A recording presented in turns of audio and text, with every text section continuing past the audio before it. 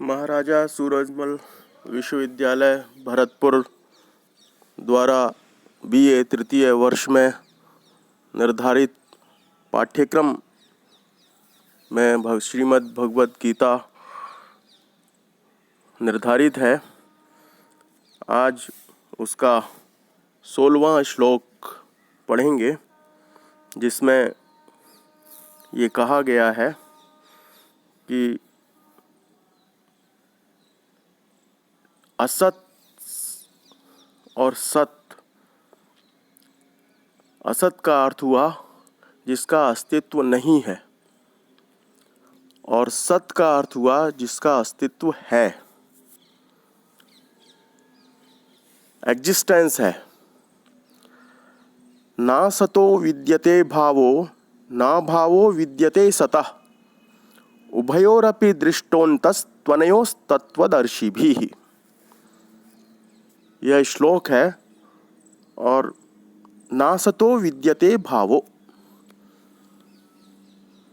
जो वास्तव में विद्यमान नहीं है, जिसकी सत्ता नहीं है, जिसकी एग्जिस्टेंस नहीं है,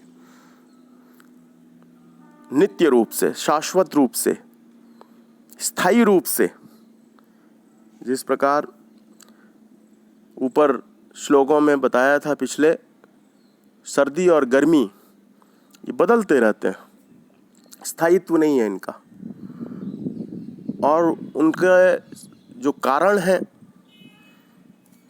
वह भी बदलते रहने वाले हैं।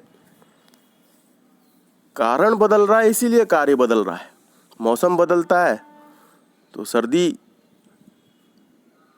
के मौसम में सर्दी होती है, सर्दी चली जाती है तो मौसम चला जाता है तो गर्मी आ जाती, फिर गर्मी के बाद वर्षा आ जाती है। ये क्रम निरंतर चलता रहता है। और भाव का अर्थ है होनापन, विद्यमानता, वर्तमानता सदैव नहीं रहती। तो ना अब सतो विद्यते भावो, जिसका अस्तित्व नहीं है, जो विद्यमान नहीं है, जिसका एग्जिस्टेंस नहीं है, वो उसका होनापन हो नहीं सकता, रह नहीं सकता।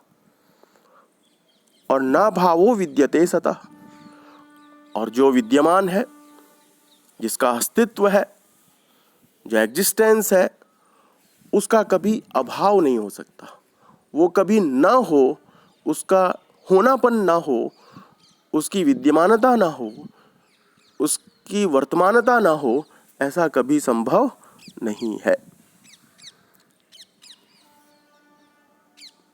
क्योंकि शीतोष्ण जो है, सर्दी और गर्मी जो है, लाभ और हानि जो है, वह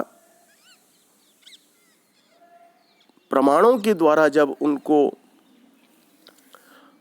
कहना चाहिए कि नापते हैं, उसको जांचते हैं और उनको कारण के रूप में उन्हें देखते हैं, तो वे सब विकार दिखाई पड़ते हैं। कोई कारण, कोई पदार्थ के रूप में स्थिरता के साथ दिखाई नहीं देते। ये सब विकार है, और विकार जो हैं बदलते रहते हैं। जैसे दूध का विकार दही है, दही का विकार छाछ है, मट्ठा है, घी है। ये सब विकार बदलने वाले हैं। और यहाँ सत उसको कहा है जो अपरिवर्तनीय है, शाश्वत है, जो जिसमें किसी भी प्रकार का कोई परिवर्तन संभव ही नहीं है, कारण के रूप में जो विद्यमान है। जैसे यहाँ उदाहरण भी दिया गीता में आचार्य शंकर ने, आँखों के द्वारा, जैसे चक्षु द्वारा निरूपण किया जाने पर घट घड़ा है, उसका आकार है, मिट्टी को छोड़कर और कुछ भी उपलब्ध नहीं होता। उसको तोड़ दें तो फिर मिट्टी हो जाता है। वैसे घड़े का आकार दिखाई पड़ता है, वैसे दीपक का आकार दिखाई पड़ता है। तो ये असत है, जो कार्य है, कार्यरूप प्रकृति है, वह असत है। वैसे ही सभी विकार कारण के सिवा उपलब्ध न होने से असत है। ये असत की परिभाषा इन्होंने की है।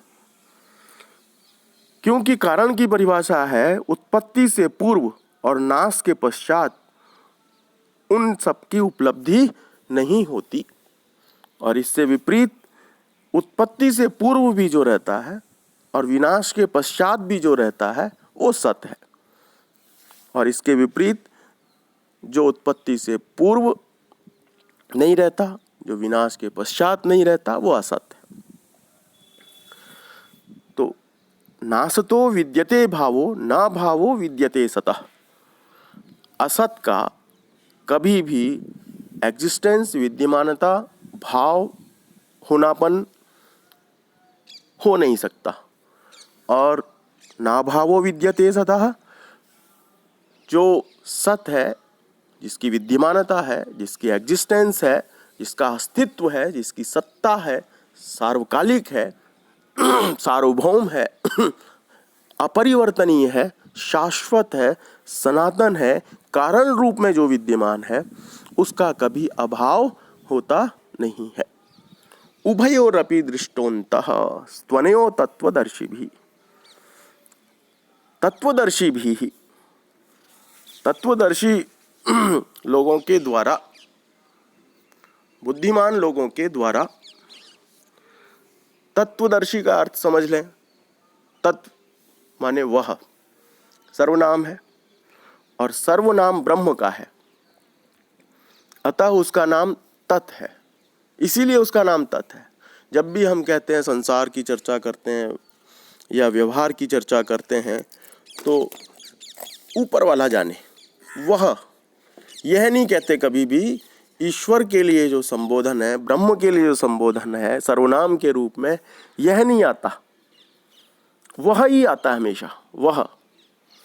तो वह सर्वनाम, सर्व शब्द है और सर्व ब्रह्म का ही द्योतक है, नाम है।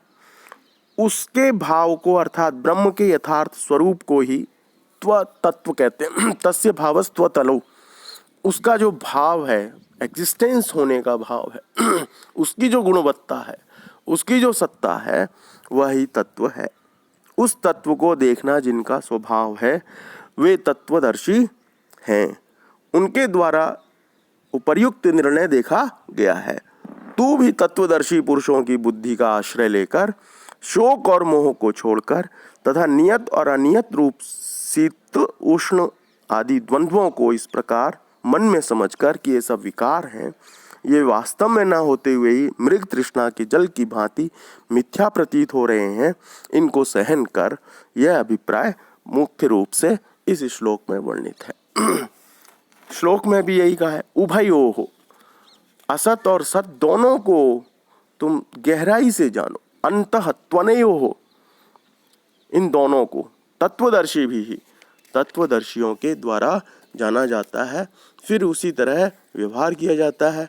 तो ये मनुष्य रूप जो शरीर है, वह यहाँ पर असत रूप में है, क्योंकि परिवर्तनशील है, और शरीर का ही नाश होता है, और विनाश के पश्चात शरीर का ही जन्म होता है। आत्मा का ना तो जन्म होता और ना ही विनाश होता।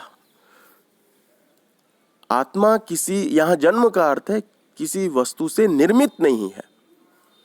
जो निर्मित होती है, जो कार्य होती है, कारण से उत्पन्न होती है, वह असत है, वह विकार है।